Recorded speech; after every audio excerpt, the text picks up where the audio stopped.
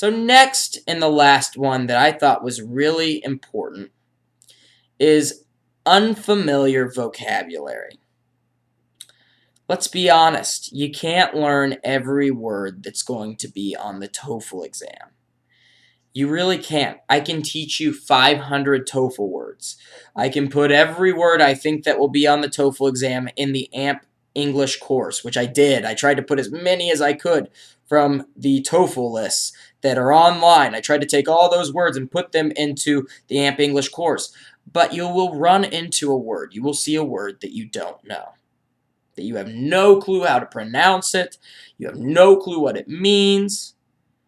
Don't let it stress you out. A lot of students let it stress them out. They get nervous. They just don't understand what's going on in the sentence.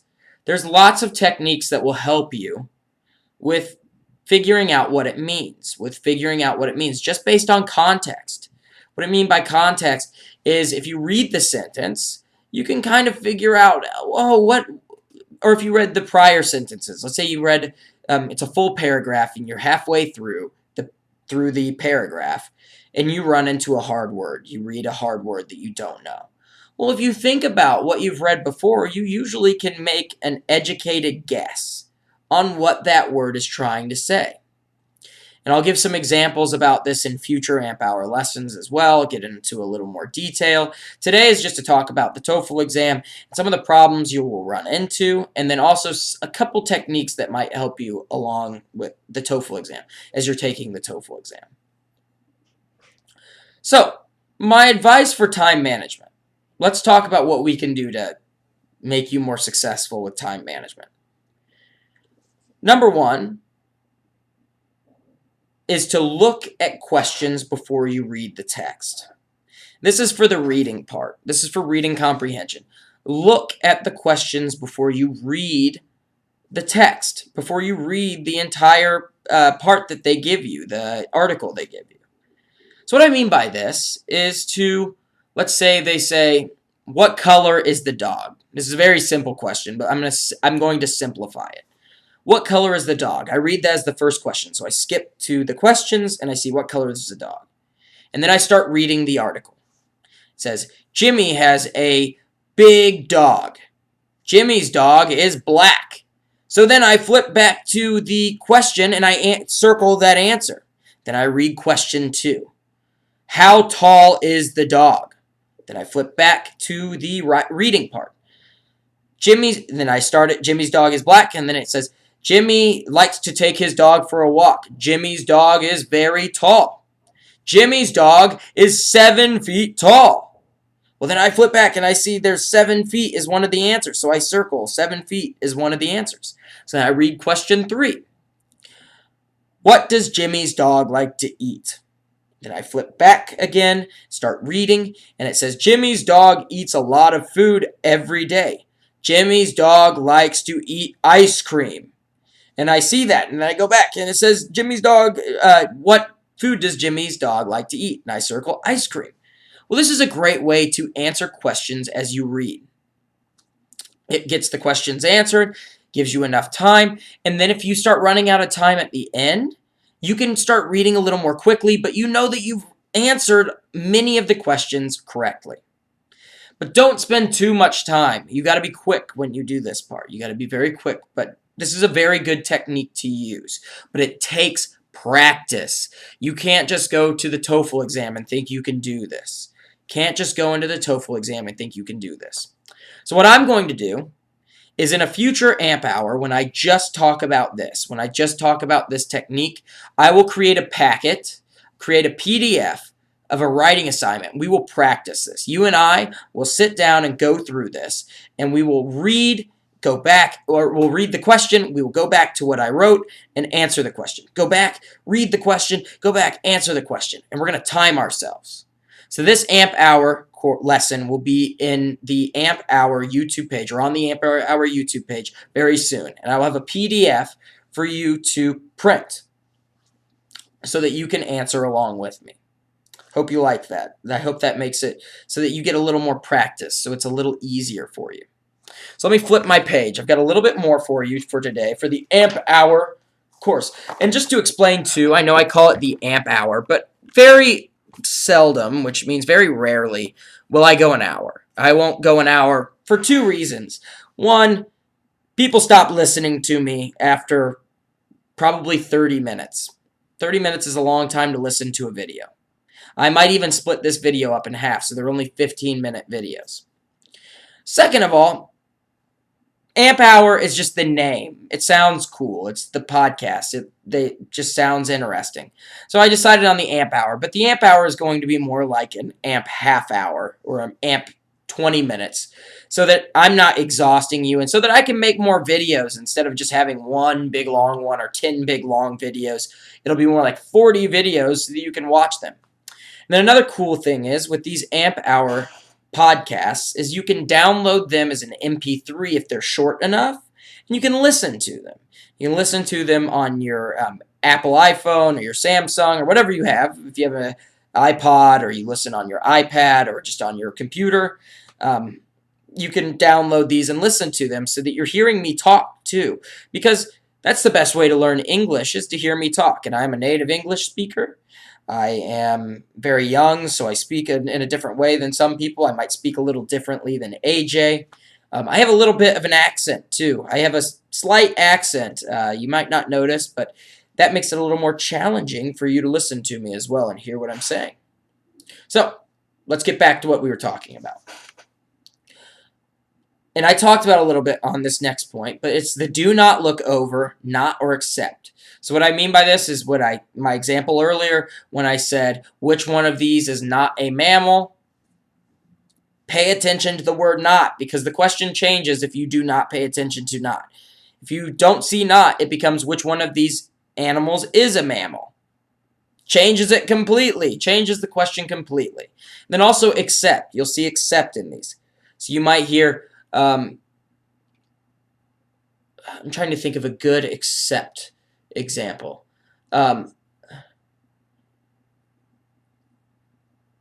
Which one of these examples? Actually, I'll cut that. We'll come back to accept because there's a couple different examples I could use. But remember the not at first because I'm going to go into more detail about this again on the AMP Hour. Just remember the not, and I'll come up with some accept examples too for you guys. And we'll do that a little bit later. So I have some better examples. So I'm not thinking of it off the top of my head. So let's go to the next one. Do not get caught up in the details. What does this mean? It means do not try to read so slowly, to listen so carefully that you're getting caught in details that are not important. Things that might slow you down while you're taking the test. So don't try to be too careful on the test. If you think you have the right answer, answer it and go to the next one. Go to the next one. Don't question yourself. Most students do poorly on a test when they go back and they change their answers. It's a proven fact.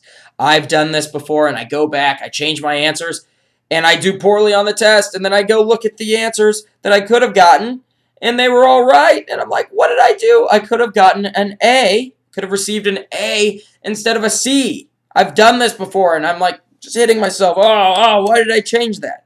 So do not get caught in the details. Don't stress too much. Don't pay attention to the small things. Don't change your answers if you think that they are right. Because normally your gut feeling, that's when you get that feeling right here, your gut feeling is a phrase for your first instinct, your natural instinct for an answer. Your first thought is usually correct. It's usually correct. So let's get into some things that you can do to make you successful on the TOEFL. Or just any test whatsoever. Any test you're taking.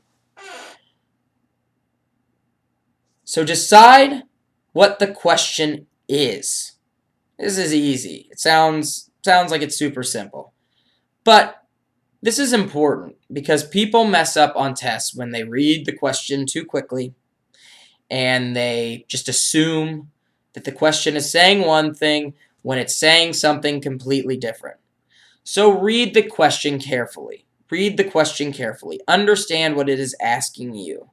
Really understand it. So that's the first piece of the puzzle. That's the first part.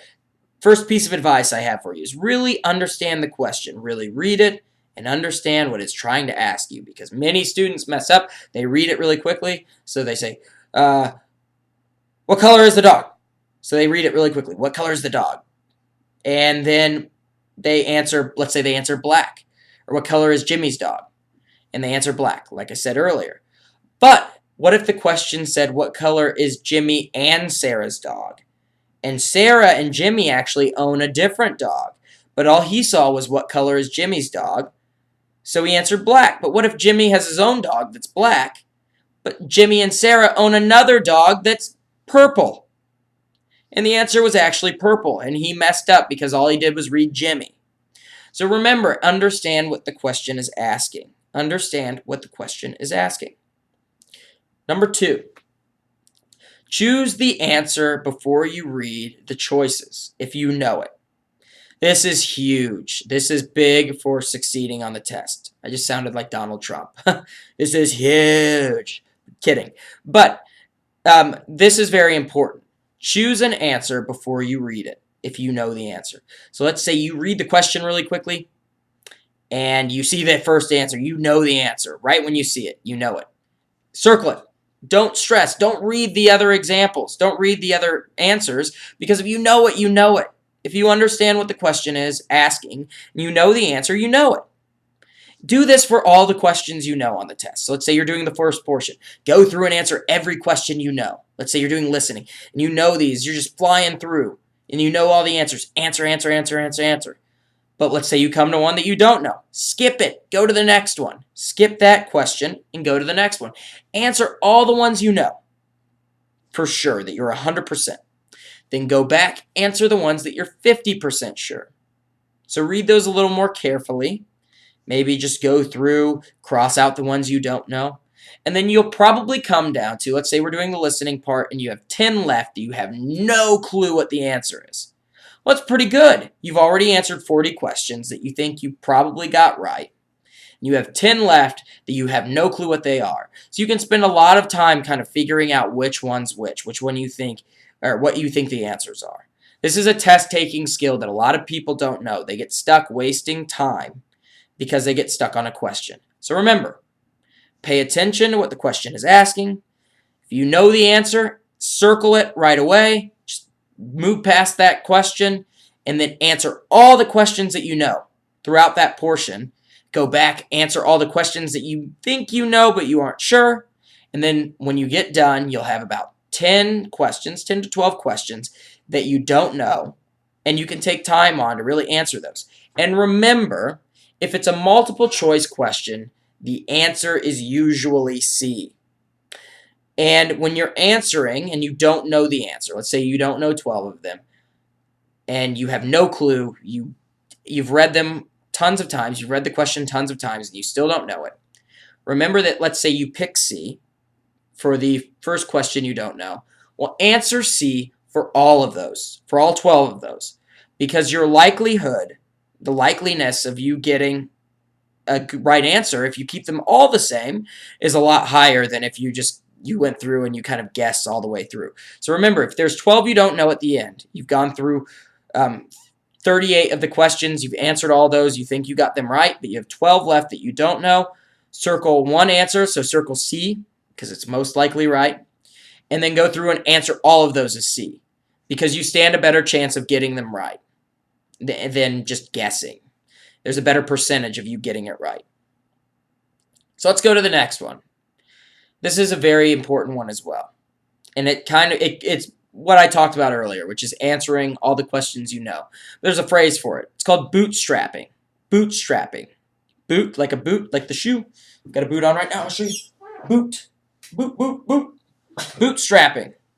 So, bootstrapping means getting your confidence up early on the test. So getting your confidence up. So going through and answering all the questions you think you know. Answer all those. Skip the ones you don't. This will make you confident. This gets your blood flowing. Gets your adrenaline up.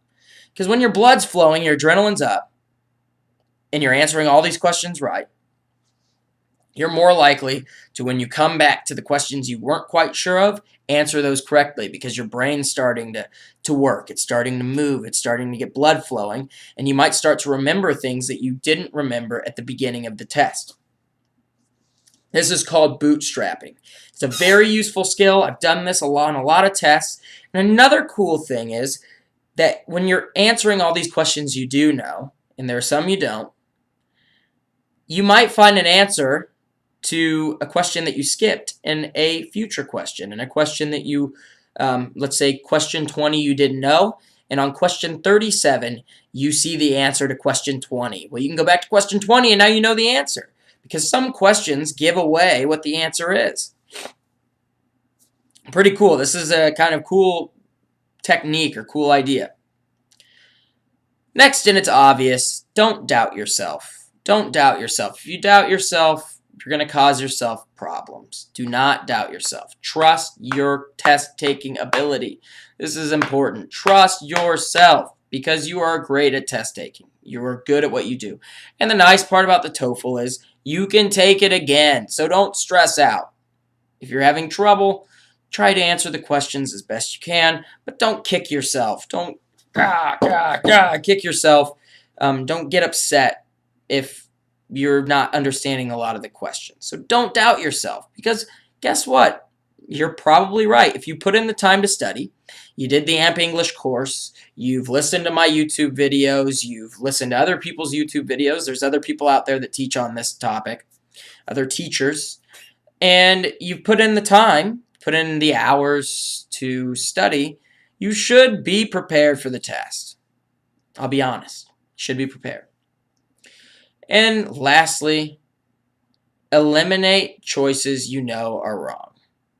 This is very simple too. Let's say you get to the questions you're 50% on, you've got a 50-50 chance, you're not really sure. Well, just cross through the questions you think, or cross through the answers you think are wrong. So let's do, I'll give you an example question.